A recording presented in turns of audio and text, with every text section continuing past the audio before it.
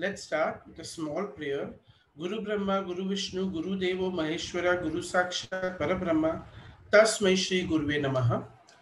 Revision lecture, Economics, F5 BAF, Vishal Mehta. Let's start from Veer class. Okay, so let's start. हम unit 3 का एक lecture revision हमने already दिया है. This is part 2 of the revision lecture of unit 3. Okay, let's welcome. So पहला question हम जो कर रहे हैं यूनिट 3 का बाउंडेड रैशनैलिटी. पहले तो रैशनैलिटी का मतलब क्या कि कोई भी आम इंसान क्या कोशिश करेगा अपने लाइफ में. वो ये कोशिश करेगा कि उसको यहां पर देखिए प्लीज एक सेकंड के लिए. ऑप्टिमम सॉल्यूशन चाहिए, मैक्सिमम बेनिफिट चाहिए. कोई भी आम इंसान ओके जो रैशनल थिंकर हो, जो अपने दिमाग का यूज करता हो, वो क्या कोशिश करेगा? अपना सैटिस्फैक्शन मैक्सिमाइज करने की कोशिश करेगा. अपना सैटिस्फैक्शन मैक्सिमाइज करने की कोशिश करेगा, कोई भी रैशनल हो. बट प्रॉब्लम है इधर एक वर्ड आगे लगा दिया रैशनैलिटी के ऊपर. इधर देखिए, रैशनैलिटी वर्ड के ऊपर एक वर्ड लगा दिया बाउंडेड. बाउंडेड का मतलब है लिमिटेड. बाउंडेड का मतलब है लिमिटेड. हो क्या रहा है जब आप कोई भी डिसीजन लेने जाते हो. ओके, नॉर्मल केस में मैं बात कर रहा हूं. नॉर्मल केस में जब आप डिसीजन लेने जाते हो, इधर देखिए आप कॉस्ट बेनिफिट एनालिसिस करेंगे. क्या करेंगे कि ये डिसीजन लेने से क्या कॉस्ट होगा, ये डिसीजन लेने से क्या बेनिफिट होएगा. ओके, सो नॉर्मल केस में आप क्या करेंगे? कॉस्ट बेनिफिट एनालिसिस करेंगे. अच्छी बात है. पर यहां पर क्या कह रहे हैं कि ये नॉर्मल केस में है, बट रियल लाइफ में क्या होता है? लिमिटेशन है. कौन से लिमिटेशन? प्लीज सेकेंड लाइन जरा देखिए, कौन से लिमिटेशन है. Limitation includes the difficulty of the problem requiring a decision. पहला, cognitive capability of the mind. आपका दिमाग प्रोसेस ही नहीं कर पा रहा है. दूसरा, टाइम अवेलेबिलिटी. आपको ये प्रॉब्लम सॉल्व करने को जितना टाइम चाहिए उतना अवेलेबल नहीं है. तो ये केस में जब लिमिटेशंस है, डिफिकल्टी ऑफ द प्रॉब्लम, ये केस में जब ये सारे लिमिटेशन है, तो एक आम आदमी क्या करता है? प्लीज बराबर सुनो, यहां पर देखो. Decision maker in this view, इस केस में एक्ट्स एज सैटिस्फाइज. वो अपने को गिवन, मुझे प्लीज सुनो, गिवन सिचुएशन में बेस्ट करने की कोशिश करेगा. गिवन सिचुएशन में बेस्ट करने की कोशिश करेगा. ये नहीं कोशिश seek satisfactory solution rather than optimum solution. वो कौन सा सॉल्यूशन लेकर करने की कोशिश करेगा? सैटिस्फैक्टरी सॉल्यूशन, ऑप्टिमम सॉल्यूशन नहीं. Therefore humans do not undertake full cost benefit analysis. कि नॉर्मल इंसान कॉस्ट बेनिफिट एनालिसिस करेगा, उसका लक्ष्य ऑप्टिमम डिसीजन, बट नहीं गिवन सिचुएशन में. अच्छा एग्जांपल, तुम्हें कहा गया है सेवन लैपटॉप खरीद के लाओ, ये फीचर्स चाहिए, 2 दिन में लैपटॉप चाहिए, इतने ही पैसे में चाहिए, यहां ही लैपटॉप अवेलेबल है. सो पहला प्रॉब्लम है इंफॉर्मेशन कम है, तुरंत डिसीजन लेने का है, पैसे का लिमिटेशन है. ओके, पैसे का लिमिटेशन है, चॉइस का लिमिटेशन है, दिमाग कॉग्निटिव प्रोसेस का लिमिटेशन है. तो ये सिचुएशन में, ये लिमिटेशन में, ये सिचुएशन में, गिवन लिमिटेशन, गिवन सिचुएशन, आप जो डिसीजन लेते हो वो है सैटिस्फैक्टरी सॉल्यूशन. और आपका इच्छा था ऑप्टिमम सॉल्यूशन, पर ऑप्टिमम सॉल्यूशन नहीं पॉसिबल होने की वजह से आपने कैसा किया? Satisfactory solution. तो उसको कहते हैं बाउंडेड रैशनैलिटी. उसको क्या कहते हैं? Okay, origin term was coined. किसने ये कॉन्सेप्ट लाया? हर्बर्ट साइमन, ए साइमन ला. वो कहता है कि कोई भी इंसान जब डिसीजन लेता है, he is partially rational and partially he is irrational. कोई भी डिसीजन जब वो इंसान लेता है, he is partially rational and partially irrational. Behavioural economics, यहां पर बिहेवियरल इकोनॉमिक्स का कॉन्सेप्ट आता है। प्लीज यहां पर देखिए, very interesting. Traditional economics, traditional economics में consumer is a rational. Traditional economics में वो इंफॉर्मेशन गैदर करता है, इंफॉर्मेशन को वे करता है, pros and cons, takes time, time लेता है, and makes utility maximising decision. Maximising decision ये किताबों में पॉसिबल है, किताबों में। बिहेवियरल इकोनॉमिक्स रियल लाइफ में क्या होता है? किताबों में तो क्या बोला, इंफॉर्मेशन गैदर करता है, प्रोस कॉन स्टडी करता है, एडवांटेज डिसएडवांटेज स्टडी करता है, टाइम लेता है, मैक्सिमम जो बेस्ट है वो सिलेक्ट करता है। पर बिहेवियरल इकोनॉमिक्स, प्रैक्टिकल लाइफ में हम क्या करते हैं? कंज्यूमर इज बाउंडेड रैशनली, उसके पास लिमिटेशन है, टाइम का लिमिटेशन है, चॉइस का लिमिटेशन है, कॉग्निटिव प्रोसेस साइकोलॉजी का लिमिटेशन है, इंफॉर्मेशन का लिमिटेशन है। So consumer is heuristic. Heuristic का मतलब है टू मेक सैटिस्फैक्टरी डिसीजन, ये सिचुएशन में जो बेस्ट है। एक वर्ड में बोल दूं यूरिस्टिक, तो प्लीज ये वाली स्लाइड प्लीज देखो। प्रैक्टिकल कंज्यूमर आज के दिन में कैसा है? किताबी नहीं है, किताब में बोला वैसा नहीं, प्रैक्टिकल है। प्रैक्टिकल मतलब वो मेथड सिलेक्ट करता है, वो सोल्यूशन डिलीवर करता है, that may not be optimum. वो ऑप्टिमम बेस्ट नहीं है, मगर क्या बोलते हैं, are sufficient in the limited time frame और डेडलाइन। ये जो समय मर्यादा में, ये जो सिचुएशन में जो बेस्ट है, वो सिलेक्ट करता है। सो पहला आंसर वाज बाउंडेड रैशनैलिटी। पहले तो मैंने यहां पर क्या समझाया? रैशनैलिटी। क्या समझाया मैंने? रैशनैलिटी, कि कोई भी हो वो रैशनल है, उसको मैक्सिमाइज करना है अपने सेटिस्फैक्शन को। पर टाइम की मर्यादा, समय की मर्यादा, चॉइस की मर्यादा, इंफॉर्मेशन की मर्यादा, दिमाग के सोचने की मर्यादा की वजह से वो ऑप्टिमम नहीं कर पाएगा, मगर सैटिस्फैक्टरी तो कर पाएगा। और वो जो किताबों में ट्रेडिशनल इकोनॉमिक्स, कंज्यूमर कैसा है? किताबों में कंज्यूमर कैसा है? कंज्यूमर रैशनल है, कंज्यूमर इंफॉर्मेशन गैदर करता है, वेज अप ऑल इंफॉर्मेशन को वे करता है, टाइम लेता है, डिसीजन लेता है। पर प्रैक्टिकल लाइफ में, बिहेवियर में, जो जिंदगी में डे टू डे में कंज्यूमर का रैशनैलिटी बाउंडेड है, लिमिटेड है, समय की मर्यादा है, चॉइस की मर्यादा है, इंफॉर्मेशन की मर्यादा है, बराबर है, और ह्यूरिस्टिक है, बराबर है। ह्यूरिस्टिक मतलब he makes practical decisions, he makes practical decisions, बराबर है, practical decisions. He produces solution that may not be optimum but sufficient limited time frame. Okay, so ये अपना पहला आंसर था, और पहला आंसर क्या था? Bounded rationality.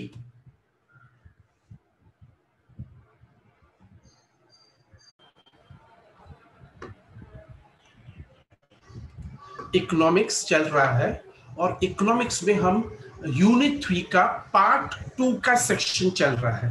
मैंने एक लेक्चर रिवाइज ऑलरेडी करवा दिया, मैं ये रिवीजन सेशन चालू रखा है, और रिवीजन सेशन में हम आगे बढ़ रहे यूनिट 3 पे। प्लीज देखिए यूनिट 3 में संक कॉस्ट, यूनिट 3 का हम क्या कर रहे हैं? आंसर का नाम है संक कॉस्ट।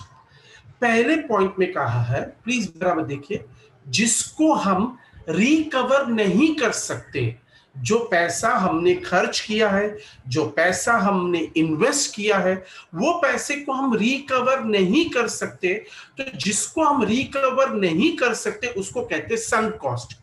अब ये पूरा आंसर मेरा एक एग्जांपल से पूरा आंसर समझिए। मैं एक बिजनेस शुरू किया हूं, ऑलरेडी बिजनेस में 2 मिलियन रुपीस इन्वेस्ट कर चुका हूं, 2 मिलियन रुपीस इन्वेस्ट कर चुका हूं। थोड़े समय के बाद मुझे पता चल रहा है कभी ये धंधे में से पैसा मिलने वाला नहीं है, ये बिजनेस फ्रूटफुल नहीं है, ये बिजनेस इकोनॉमिकली वायबल नहीं है, तो भी मुझे क्या करना चाहिए? सर, आपने ऑलरेडी 2 मिलियन इन्वेस्ट किया है, आगे का 5 मिलियन भी इन्वेस्ट कर दो। ओहो, क्योंकि मैंने 2 मिलियन इन्वेस्ट किया है तो आगे और 5 मिलियन भी इन्वेस्ट कर दूं? ओके, नहीं। तो संक कॉस्ट कहता है वो 2 मिलियन तो वापस आने वाला नहीं है, वो 2 मिलियन तो वापस आने वाला नहीं है, आगे 5 मिलियन इन्वेस्ट करना, 5 मिलियन इन्वेस्ट नहीं करना, वो 2 मिलियन को देखकर नहीं डिसाइड करना चाहिए, मगर रेलेवेंट कॉस्ट को देखकर डिसाइड करना चाहिए। किसको? Relevant cost. तो प्लीज इधर देखिए, रेलेवेंट कॉस्ट का मतलब मैंने दिया है, रेलेवेंट कॉस्ट का मतलब है future cost. Future cost is 5 million. पहले पॉइंट में कहा कि cost which can no longer be recovered, cost जिसको हम रिकवर नहीं कर सकते, संक कॉस्ट है। अभी हम एक मोड पे आ गए हैं। चलो मैं students, I can tell you something very simple. आपने 200 रुपए के पिक्चर की टिकट ली, अब थिएटर में पिक्चर देखने बैठे, 15 मिनट में समझ गया, कितने मिनट में? 15 के इधर पकने वाले हैं, ऑलरेडी खर्च हो चुका है 200, वो 200 रुपया तो वापस मिलने वाला ही नहीं है, तो वो 200 रुपए को कहेंगे संक कॉस्ट। क्या कहेंगे? Sunk cost. ओके, तो आगे का जो 3 घंटा और है, एग्जांपल ले रहे 3 घंटा, थोड़ा 15 मिनट चला गया तो 2 hours 45 मिनट्स जो है, आपको पिक्चर में बैठने का कि नहीं बैठने का, वो आगे के कॉस्ट के ऊपर डिसाइड करना चाहिए, नॉट फ्यूचर पास्ट कॉस्ट पे। जो पैसा खर्च चुका उसको मत देखो, अगर मैं पिक्चर में कंटिन्यू करूंगा तो मेरे 3 hours वेस्ट हो जाएंगे, उससे अच्छा मैं और कुछ काम कर लूं, अपॉर्चुनिटी कॉस्ट। ओके, वो काम कर लूंगा तो ये जो टाइम वेस्ट हो रहा है वो नहीं होगा। तो ऐसे अच्छा एग्जांपल, 2 मिलियन तो ऑलरेडी क्या हो चुका है? इन्वेस्ट हो चुका है। 2 मिलियन तो ऑलरेडी क्या हो चुका है? इन्वेस्ट हो चुका है। अभी का सवाल है कि आगे का 5 मिलियन इन्वेस्ट करना क्यों? सर 2 मिलियन इन्वेस्ट हुआ ना, इमोशन में आके, लेट्स कंटिन्यू। अभी इन्वेस्ट किया, अरे पर इधर घाटा होने वाला है, प्रॉफिट होने वाला नहीं है। ओके, तो यहां पर बहुत इंटरेस्टिंग कहा है, water under the bridge, cry over spilling milk, bygones. क्या बोल दिया? बाईगॉन्स हिंदी में। पानी ब्रिज के नीचे से निकल गया, दूध गिर गया, टोप में से दूध गिर गया, वेस्ट हो गया, अभी वो दूध रिकवर होने वाला नहीं है, जो पानी चले गया वो वापस आने वाला नहीं है, वो संक कॉस्ट है। वो कौन सा कॉस्ट है? Sunk cost.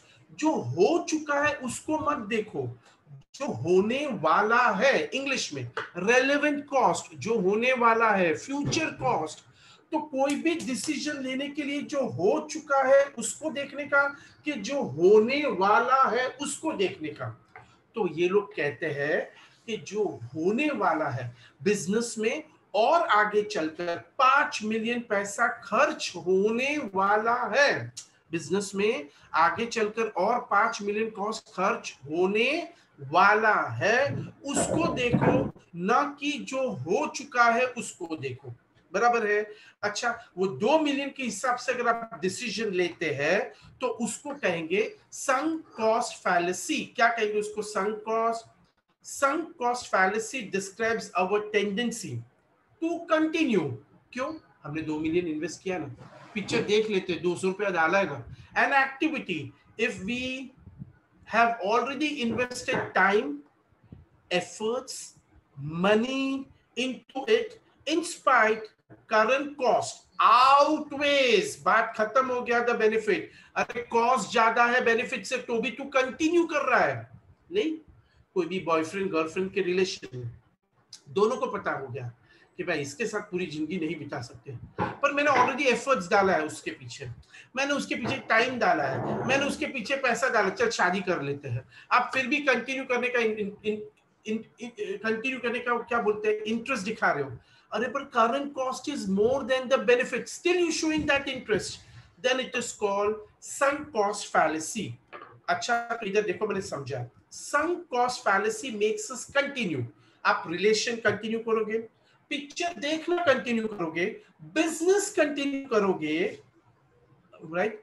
वेंचर और बिहेवियर और pursue an inferior alternative simply क्यों? Because you have invested resource previously, आपने पहले पैसे इन्वेस्ट किए, उसके लिए आप कंटिन्यू कर रहे हो, आगे उसमें फायदा नहीं है फिर भी कंटिन्यू कर रहे हो। ओहो, a change in direction would improve this project. Both इस डायरेक्शन के बदले में कोई और डायरेक्शन में ले लो, but I have already spent 30 hours, मैं इस डायरेक्शन में 30 आवर्स गया था, उसके लिए मैं जाते ही जा रहा हूं। इधर बहुत इंटरेस्टिंग एग्जांपल्स दिए हैं, थोड़ा क्लियर नहीं है पर देखो। Eating with your choke, eating till you choke your because you have paid for the buffet। मैंने 750 रुपया बुफे का दिया है, मैं चोकअप हो चुका हूं, मैंने इतना ज्यादा खाना ऑलरेडी खा लिया है, फिर भी खा रहा हूं, तो यह है sunk cost fallacy। Invest more money in your business, आप बिजनेस में और पैसा इन्वेस्ट कर रहे हो, अरे पर बिजनेस में फायदा नहीं है तो भी आप इन्वेस्ट कर रहे हो, sunk cost fallacy। Eating left over food, hotel में मैंने खाना ज्यादा मंगवा लिया है, उसके लिए मैं खाना खा रहा हूं क्योंकि बच गया है, sunk cost fallacy। Watching a boring movie, एकदम boring movie till the end, sunk cost fallacy। पुराना, सड़ा हुआ, बिगड़ा हुआ फर्नीचर आप फिर भी यूज कर रहे हैं, sunk cost fallacy। ओके, सो पहला आंसर हमने जो किया बाउंडेड रैशनैलिटी, मतलब डिसीजन जो गिवन सर्कमस्टांसेस में जो लिमिटेशन है और लिमिटेशन में जो आपने डिसीजन लिया वो डिसीजन सैटिस्फैक्टरी है, ऑप्टिमम नहीं है। ओके, नेक्स्ट, sunk cost और sunk cost fallacy। Explain work of Amos Nathan Tversky. Okay, पहले तो ये कौन है? इसने एक थियरी बनाई है, prospect theory, psychology of choice. पूरी थियरी क्या बता रही है? Psychology of choice and application in behavioural economics and behavioural finance. Hindi में लोग कैसे बिहेव करते हैं उसके बारे में है प्रोस्पेक्ट थ्योरी, लोग कैसे बिहेव करते हैं। डेनियल kahneman एंड एमोस टेवर्स्की, कौन से साल में? 1979 में। उन्होंने जो थियरी बनाई उसके वजह से उनको Nobel memorable prize in economics भी मिला। थियरी क्या कहता है? व्हाट इज प्रोस्पेक्ट थियरी, और ये थियरी क्या कहता है? बहुत इंटरेस्टिंग है, मैं वापस इस पे बाद में आता हूं, पर पहले मैं आपको इधर दिखाता हूं। ये वाले देखिए, ये लड़की को 100 रुपया का गेन होता है और मेमोरी में जो 100 रुपए का फायदा हुआ, वेरी नाइस, बराबर, 100 रुपए का फायदा हुआ तो वेरी नाइस। अभी जब 200 रुपए में से 100 रुपए चोरी हो जाते, देखो ये चोर चोरी करके जाता है मेमोरी में, नॉट सो नाइस मेमोरी। 100 रुपए का फायदा हुआ, 100 रुपए का चोरी हुआ, अमाउंट तो दोनों में सेम है, पर प्रोस्पेक्ट थियरी कहता है कि जो सेकेंड मेमोरी है चोरी का, not so nice, if both case she is 100 better of. Hindi में पूरी थियरी में बता दूं, तुझे 50 रुपया हाउसी में इनाम मिला और 50 रुपए की चोरी हुई, तो चोरी हुई उसका दुख बहुत ज्यादा है 50 रुपए के फायदे के सुख के कंपेयर में। इस डायग्राम में देखो, ये गेन का बॉक्स और लॉस का बॉक्स दोनों सेम है। 50 रुपए की लॉटरी लगी, 50 रुपए का चोरी हुआ, एक्चुअली दोनों बॉक्स सेम है, पर ये जो चोरी हुई, नुकसान हुआ, उसका जो दुख है वो बहुत हैवी, ज्यादा है, फायदा हुआ उसके सुखी से। ये वाला डायग्राम आपको एग्जाम में बनाना है। ये देखो, ये फायदा हुआ तो ये गेन है, 100 रुपए का फायदा हुआ है पर उसका फायदा छोटा दिख रहा है। 100 रुपए का नुकसान हुआ, ये देखो नुकसान बड़ा दिख रहा है, एक्चुअली 100 रुपए का ही है। पर किसी भी इंसान को 100 का फायदा होता है, उसमें जो खुशी होती है, 100 का फायदा होता है और उसमें जो खुशी होती है, और 100 का जो नुकसान होता है उसमें जो दुख होता है, दुख ज्यादा होता है, खुशी कम होती है। दुख ज्यादा होता है, खुशी कम होती है, इसको कहते हैं प्रोस्पेक्ट थियोरी। क्या कहते हैं इसको? Prospect theory. Prospect theory, please ये एक ही पैराग्राफ में देखिए यहाँ पर। Prospect theory assumes that losses and gains are valued differently. फायदा और नुकसान उसको differently value करते हैं, and thus individual make decision on the basis of perceived gains instead of perceived loss. अच्छा, मैं अभी आपको एक बात पूछना चाहता हूँ, इट्स वेरी इंटरेस्टिंग। आप सुनो, हम आपको दो कागज दे रहे हैं, एक कागज पे लिखा है 90% चांस ऑफ सक्सेस। कितना लिखा मैंने? 90% चांस ऑफ सक्सेस। और दूसरे कागज पे लिखा 10% chance of loss, 10% chance of loss. तो खुशी खुशी किस पे पहले साइन करेगा? ओह, इस पे 90% सक्सेस का चांस है, चल इस पे साइन कर। और इधर 10% लॉस का, अरे पर दोनों कागज वो एक ही बात बता रहा है, दोनों कागज वो एक ही बात बता रहा है, पर लोगों का प्रॉफिट की तरफ का बिहेवियर और लॉस के तरफ का बिहेवियर सेम है कि डिफरेंट है? डिफरेंट है। Also known as loss aversion, very very important word आगे जाके आएगा, लॉस अवर्जन थियरी।